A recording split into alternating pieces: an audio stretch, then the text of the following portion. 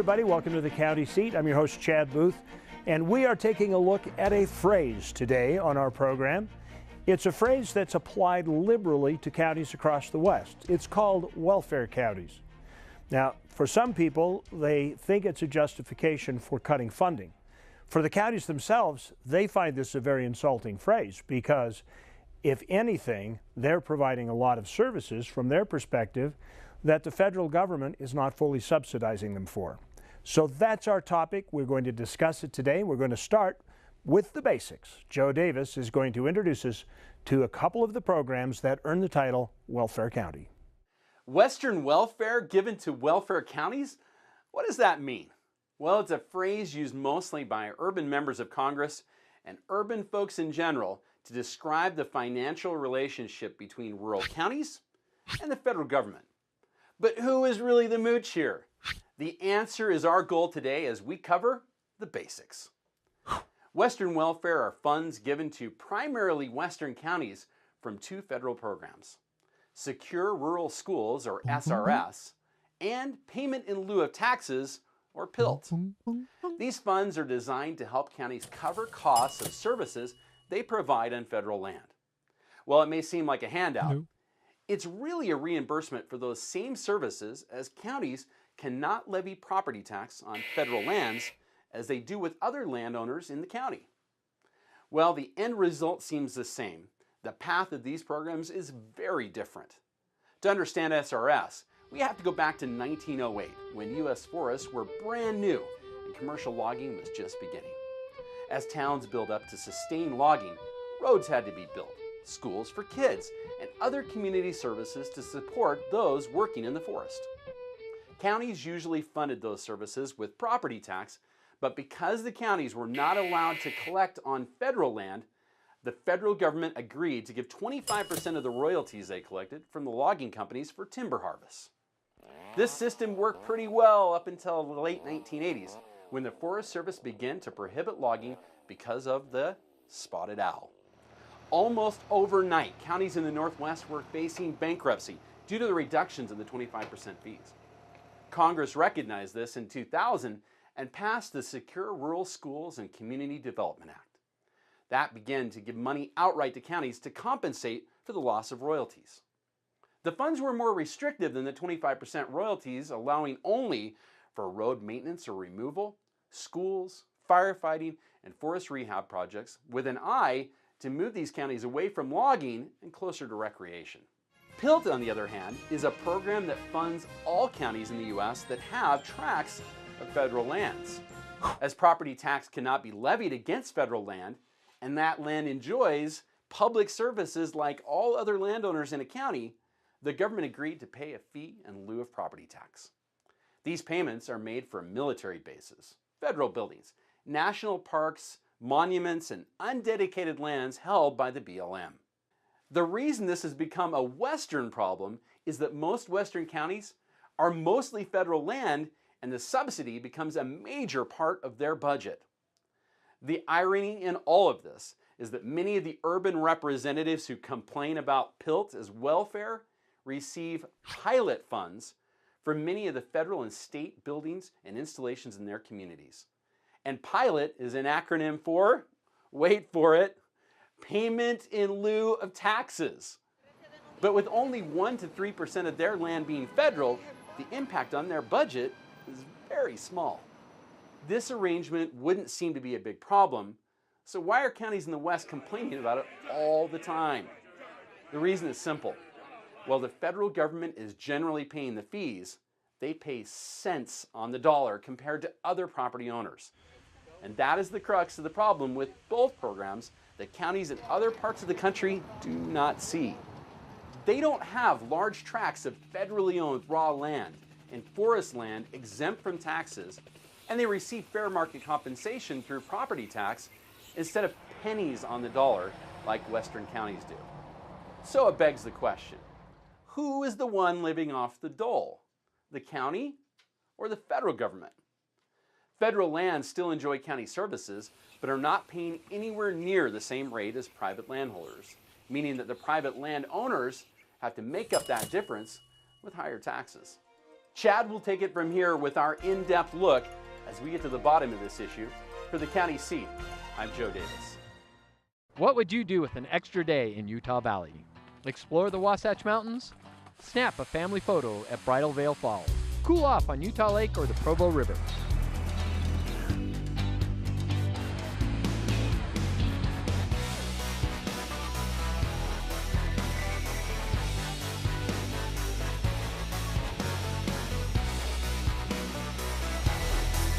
No matter what you're searching for, you can find it in Utah Valley. Bring everyone together. 149 million years in the making, dinosaurs once roamed this land. Now they're found at the Dinosaur National Monument. Let's take you beyond the bones. We call it Dinosaur Land. You'll find it offers adventures and sights not seen anywhere else in the world. Come to Dinosaur Land, Vernal, Utah. You'll want to stay forever. The dinosaurs did. It's one more, here we go again. I tell myself I'm not in love, but one more time is not enough. One last kiss and then you were gone, and I'm here wishing you could stay a little longer. Stay a little longer. Wishing you could stay a little longer. The Utah Farm Bureau began as a collection of farmers supporting each other to raise the food we enjoy. Today, Farm Bureau membership encompasses everyone, whether ranchers, growers, or just everyday folks like you and me. Members enjoy discounts on items like vehicles and ATVs, or insurance that's very affordable. You don't have to be a farmer to join, and dues are small, but together we make a big difference in keeping our food supply local and abundant. Join Utah Farm Bureau. Welcome back to the county seat. We are talking today about the title of welfare counties, whether it's a deserved title or not. In the basics of our show, we kind of covered how these titles came to be and the programs that are associated with them, SRS and PILT. Joining us for a conversation about them as we try to dig a little deeper into the details, we have a county that knows both of those funding systems, SRS and PILT, Darren Bushman from Paiute County, and Mark Ward, a public lands attorney who's president of Balance Resources, which is a nonprofit organization that deals in advocacy and policy and education on public land issues. Did I get that right, Mark? You did. Thank you. Very good. Thank you for joining us. Thank you. At the end of the story, we kind of alluded to the fact that all of the problems with these federal programs that East Coast people are calling welfare and subsidies probably wouldn't be an issue if you could levy property tax like everybody else on federal lands. How much of a problem would that solve if you were actually to do that? Oh, in my county, we've been through this exercise. And so in my county, you know, we bring about $240,000 a year in PILT. I realize that's a small amount compared to some counties. We have a really small budget. But if you were to just take the land in our county, which is federally controlled, which is about 362,000 acres, and you were to value it at the lowest valuation that we could, that would work out to be about $2.9 million in taxes that we would collect. In simple math, that's about 10 cents on the dollar. Yep, 10 cents on the dollar. Does this put other taxpayers at a disadvantage? Absolutely. You got two things going on. You got the feds not paying their freight, getting a really good deal, and you got private citizen taxpayers making up the difference. Is that hugely significant? It's hugely significant, especially when you figure a county like ours, it's 74% federally controlled. We run an extremely tight ship in our road department, $500 and some thousand a year budget in our road department. When we're getting $140,000, $150,000 in SRS that comes into the road department. Commissioners prior to me were smart. We didn't tie wages to that, so that's been operating expenses. But you know, it runs 23-28% of our budget in our road department, and in 2016 it's 2%. 2% of the revenue coming in is coming in through SRS. So it was a huge impact for us. And 2018 budget is completely stripped out at this point in time. And I think the other thing that people need to understand is the PILT offset, Chad. Well, so explain a PILT offset for me. I don't quite understand that. Under the law that governs the payment in lieu of taxes program, the first thing you do is you apply a per acre assessment, Wow. and then you look at prior year payments, and those are any kinds of payments that have come to counties under any other types of programs, which include SRS, which include mineral lease money. Mm-hmm.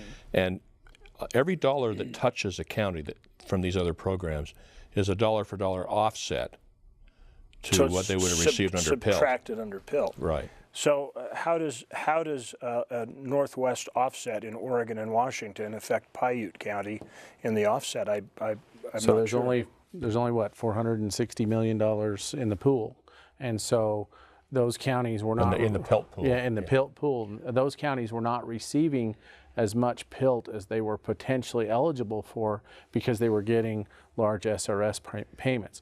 Now the SRS payment goes away. Those counties now are entitled to the full portion of the PILT. Well, we still have one size pool. So now what we've done is we've divvied up the proceeds in the pool across a much larger spectrum. So basically, counties receive compensation on a percentage that they qualify for in comparison to other counties of the existing pool, not a guaranteed amount of money. So somebody would raise the question, if they looked at the story, PILT is an offset for federal lands. It applies everywhere, even in states like Virginia and Texas. Why aren't these folks complaining like we are out in the West? I mean, you know, they're losing PILT money as well, aren't they? Yeah, but the 74% of my county is federally controlled, and you're talking in the East, you know, 2-3% of their counties or less. It's really hard for me, Chad, to hear some critics say that PILT and SRS is a, quote, welfare program for Western counties. Chad, the only welfare going on here is the welfare assistance, you could call it that, to the federal agencies who don't have to pay their way for all the services they're getting. That's where the welfare is.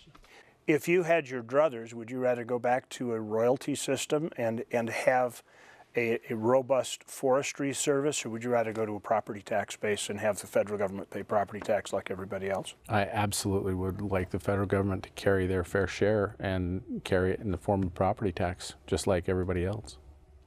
At the end of the day, it's just fairness economics. How do we solve the problem, though? I mean, what do you do to solve it? Well, you probably have some idea. I have one idea just coming out of the chute. I'll just say it real quickly. Congress, for some reason, terminated the SRS program as we've known it since 2000. Just terminated it in 2016. Senator Hatch and Senator Wyden in December, and 32 other senators, bipartisan effort. They signed a letter, sent it to the President of the Senate, Speaker of the House, the White House, urging restoration of the SRS program. So the immediate first aid, to answer your question, what do we do? Let's get that program restored to begin with. Should there be a move to fund counties at a more proportionate rate to what other property taxpayers are paying? I mean, if I owned a ranch in Paiute County and I knew that the Forest Service was basically not paying anything, I'd be pretty upset. I'd be saying, well, why am I carrying this much burden when those guys are getting... Well, you know, your question makes me think maybe a conversation is long overdue about changing our Constitution and, you know, corresponding bill in Congress to allow taxation, to allow counties to tax federal lands at some reasonable rate to compensate for the services they're getting. That's easier said than done, but maybe we're to the point where that conversation needs to begin. It would bring to the forefront the conversation about why are we retaining 67% of the state of Utah? Imagine all of the congressmen from the East who are now having to step up and help fund the taxes, the property taxes on all of this retained land in the West. you have to imagine that that's going to spur a very interesting conversation about why are we doing that? We didn't do it in the East. Why do all of us in the East have to carry the burden for land retained in the West? You know, we haven't even touched in this conversation on the other part of this equation is that, you know, you look at it as a county official from the tax revenue or the royalty revenue that would come from lands being put to productive use. But if they were to start putting those lands to productive use, wouldn't that really have another impact, a secondary impact on your communities as far as their vitality? Sure, certainly. It would create viable economies. It would create places people can live and people can stay, and they don't have to move away when they graduate from high school. And so, yeah. Absolutely. And, you know, we're almost to the point where the people are dying off who remember all of the sawmills that dotted the landscape in Utah back when, you know, when the industry was taken seriously. But in addition to those economic benefits you mentioned, there's even still another benefit, I think, and that is we may just make the forests more fire resilient. We may just make them more healthy by thinning them through a reasonable logging process. And we might save the Forest Service on the order of $1 to $2 billion annually in fighting the fires. So it doesn't take a lot of imagination to see a lot of win-wins coming out of, you know, returning to a reasonable forest products industry. I guess that would allow them to generate more revenues to compensate for the taxes they're now going to have to pay to be fair to the counties, but it would also make the communities better. It does seem like a win-win. Any last thoughts, guys? Well, I think we've got to address it. Bottom line is we have to address it. You know, in my county alone, PILT is, you know, roughly 19–20% of the overall budget, and you know, we're seeing that fall because of the offset. I already talked about the amount that's happening in our road department.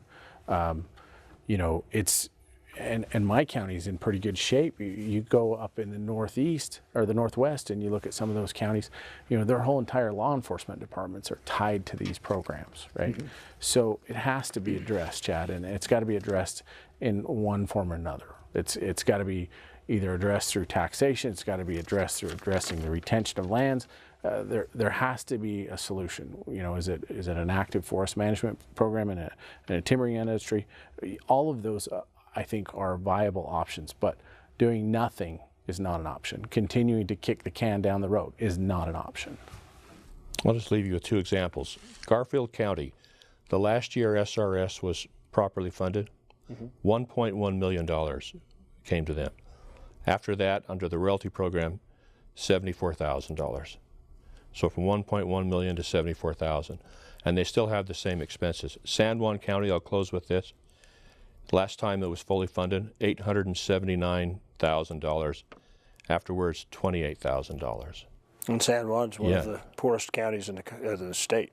So if there are people in the Wasatch Front, you know, watching this program, wondering how to relate, I don't know, just imagine your income being slashed 85 to 95%, which is what's happening in most of the counties in the state, and still having to maintain the same household budget.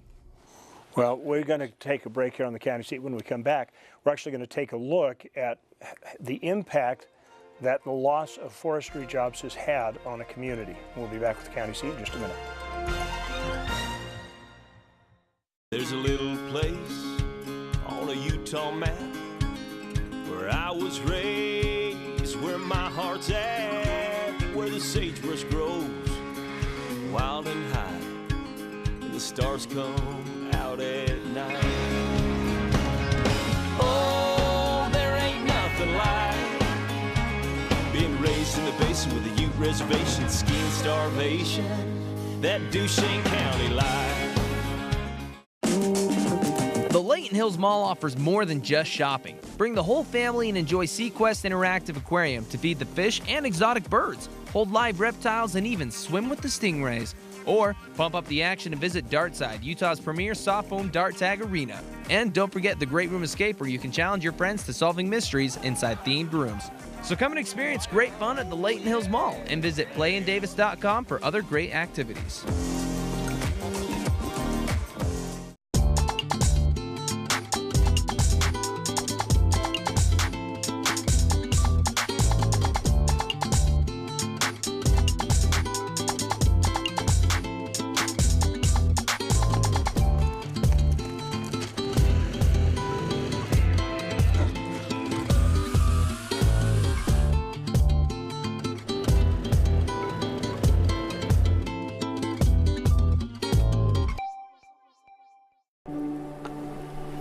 All local products have a story of magical places, real people, and delicious recipes spanning generations.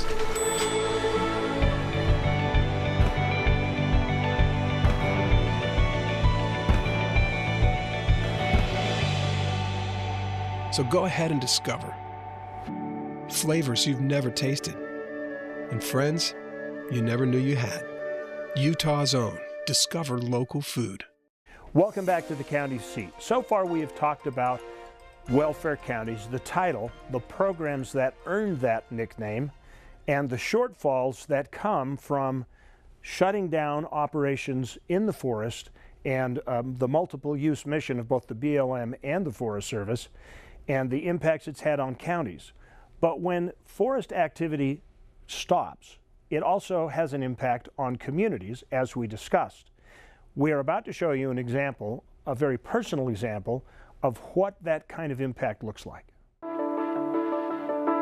Our family was in the lumber business for about 5 generations, and we've been able to trace it back that far.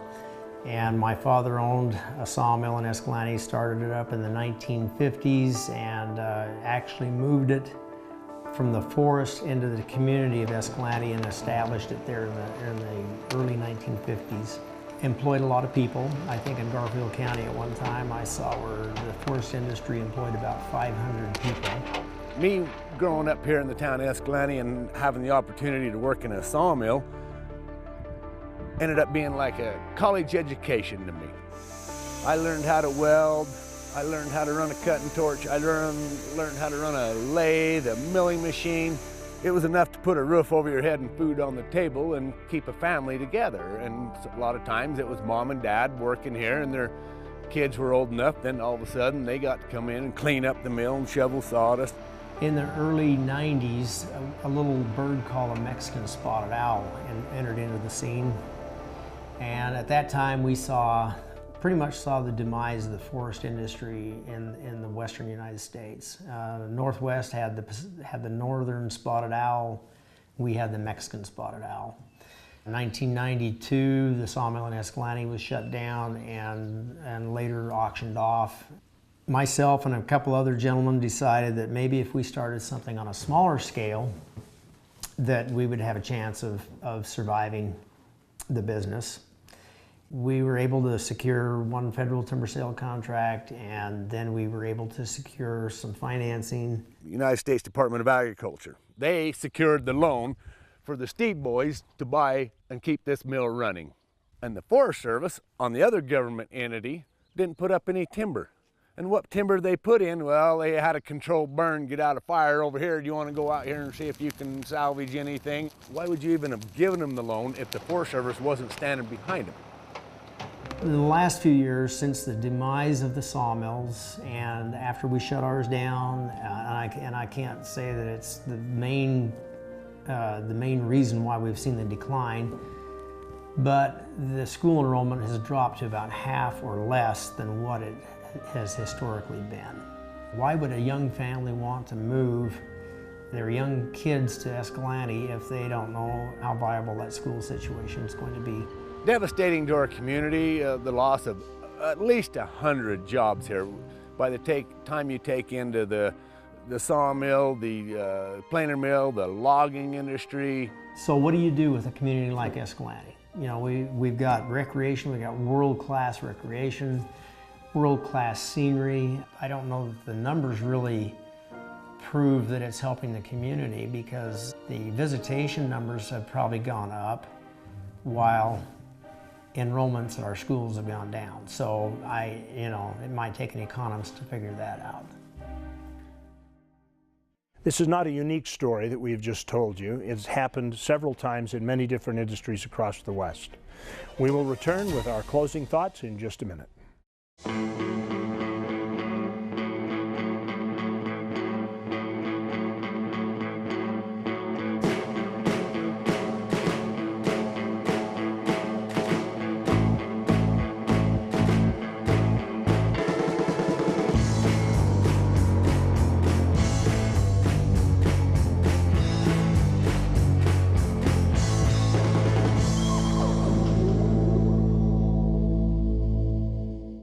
ATV?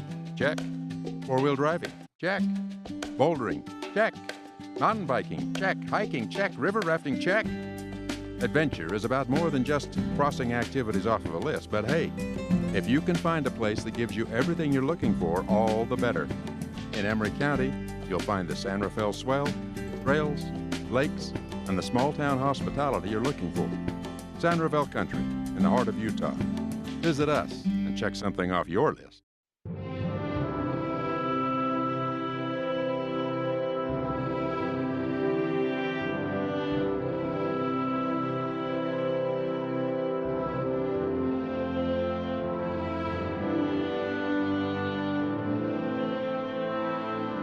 In a place that is beyond words, there is nothing to be said, except take your time in Bryce Canyon country. Welcome back to the county seat. To wrap up the show, I'd like to give you my 2 cents worth on today's topic. You know, on one of our shows a few weeks ago, we had a conversation with one of our guests, a forester, and he said, you have a choice. You can either harvest the forest or you can burn it. One of the other is going to happen. You know, that seemed to be an amazingly clear, practical, and logical statement of the situation. It's that kind of clear and practical thinking that we need to engage in this whole issue of how we handle relationship between federal land when there are so many acres in a given county and the county government itself. And if we do that by being reasonable and rational about what it takes to provide services to those counties, and then find a real and practical way to generate the revenue from the resources to offset the cost to help the communities, we can have a vibrant future on our public lands and in the communities that surround them. Because basically, that's where the growth of America is. The urban areas are already full, and we have to provide an environment for rural America to actually be able to sustain families in a normal situation. Those are my 2 cents on the, well, that's both of my 2 cents on the issue. And I appreciate the fact that you've joined us today. I would love to have your interaction on our Facebook channel, on our YouTube channel, or follow us on our website. That's it for the county seat. We'll see you next week. Remember, local government is where your life happens. Be involved, be part of the situation. We'll see you next week.